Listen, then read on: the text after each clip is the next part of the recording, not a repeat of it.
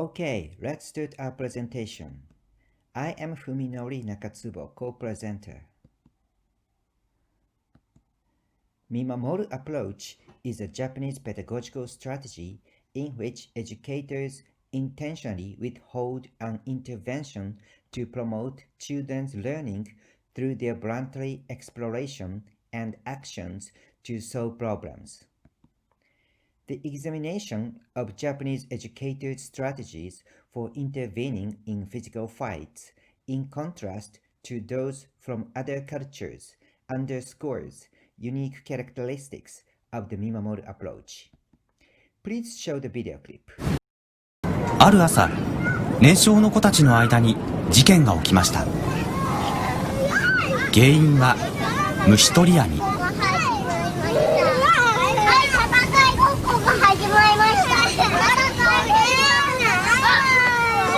世話役のかのちゃんはじっと様子を見ています。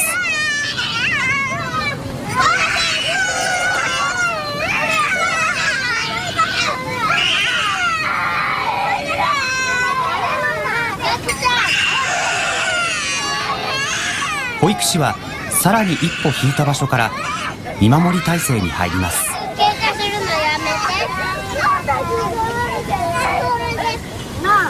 最後まで残っていたのはやっぱりかのちゃん。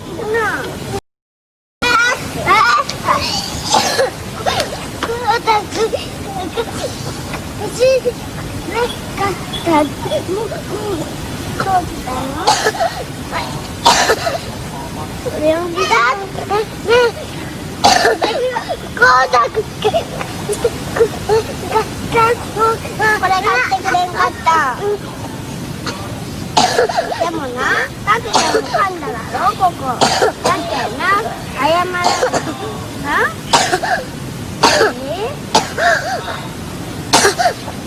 こうちゃんもこれ傾かって毛悪いけど、でもタクちゃんもこれ噛んだだろ。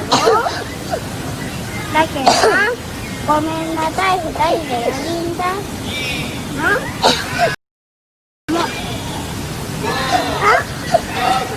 謝って。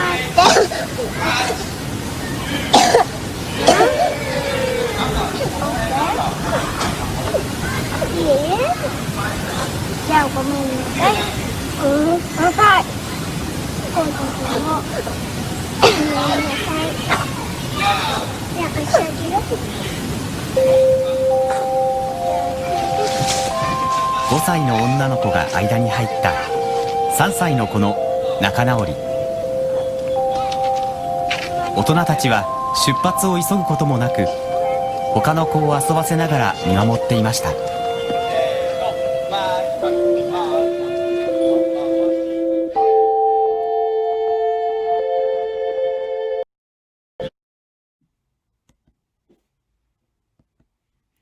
We have two research questions. Using methods from Tobin's video-cued multivocal ethnography, we conducted focus groups at 9 early childhood education and care facilities. In Japan, 7 preschools and 34 participants. In US, 2 preschools and 12 participants, total of 34 Japanese and 12 US educators. Participants talked freely about the video clip you just watched.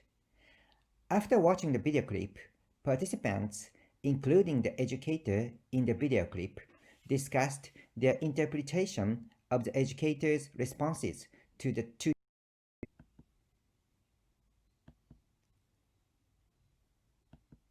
We will describe two characteristics of Mimamoru approach in this video.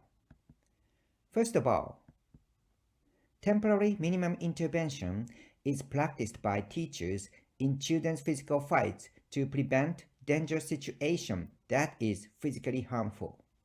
In this scene, teacher Y give only necessary interventions to minimum and temporary.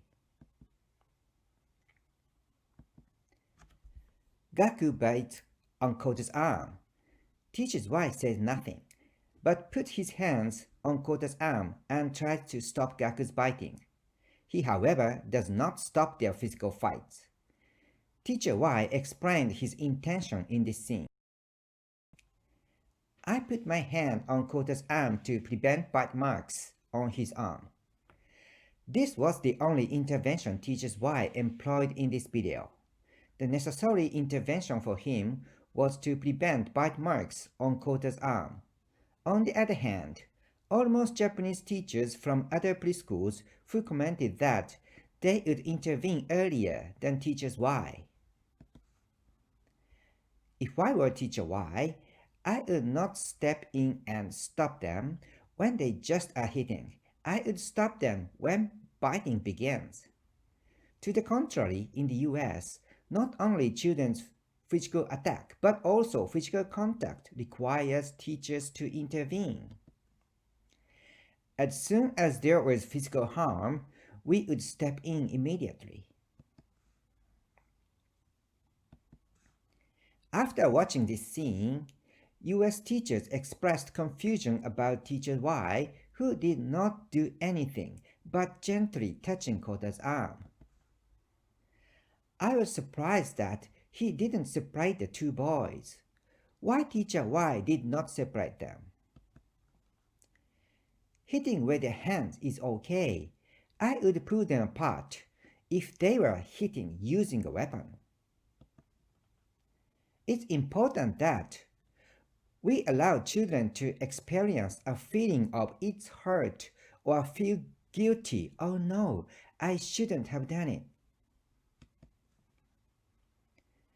Temporary minimum intervention guides children to learn appropriate behaviors through their experience of negative feelings as a result of physical fight.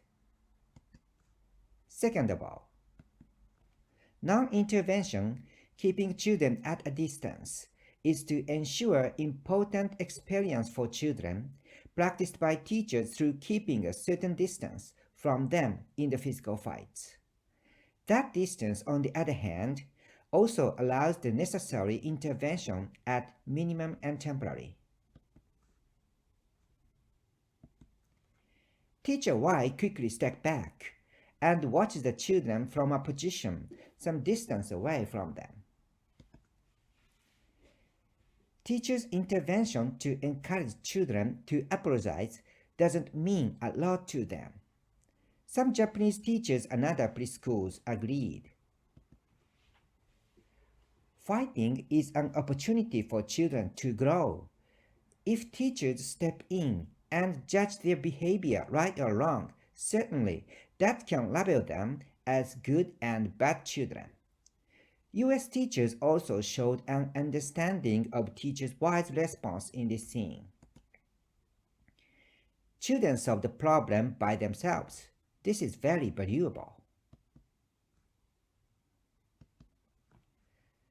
By staying away from children, Teacher Y and his colleague expected that children learn from the experience of feeling bad, which they perceived as more important than solving problems.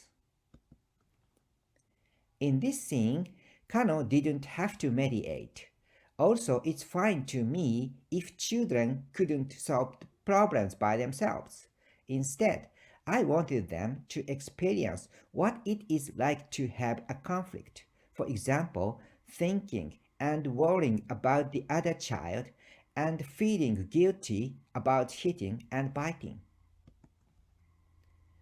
I want them to experience feeling bad. That feeling can make them want to apologize bluntly. Likewise, Japanese teachers from other preschools described the importance of experiencing the consequences of conflict. Teachers' non-intervention and physical distance from children allow children to experience negative consequences through which they can learn appropriate behaviors.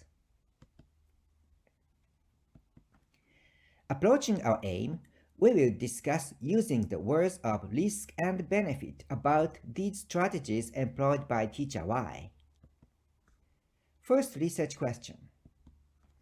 In this scene, Teacher Y's non-intervention can be considered as imposing a risk of physical harm. They may experience physical pain as a result of hitting and biting each other. However, teacher Y observed the situation carefully and determined that the benefit for children to solve the problem by themselves outweighed the risk. The expected benefits in this scene also include children learning by experiencing frustration and a feeling of guilt or the consequence of conflict. Still, he was present at a site in this scene with a certain distance from the children, which allows him to be prepared to intervene if the risk of physical harm escalated. Second research questions.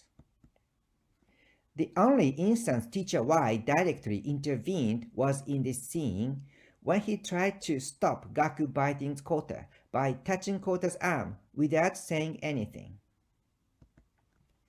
He determined that a risk biting can cause may overweight the benefit and reduce the risk. Teacher Y only reduced the risk while retaining the benefit by providing temporary, minimal intervention. The Mimamoru approach is considered a teacher's pedagogical strategy that maximizes benefit of physical fights through the intentional use of non-intervention while paying attention to potential risks by providing temporary, minimal intervention based on teachers' careful observation of children's behaviors. Through the use of Mimamoru approach, teachers can create a context in which children have autonomy in the action and solve problems, which cultivates children's internal motivation to learn new skills. Thank you for your attention.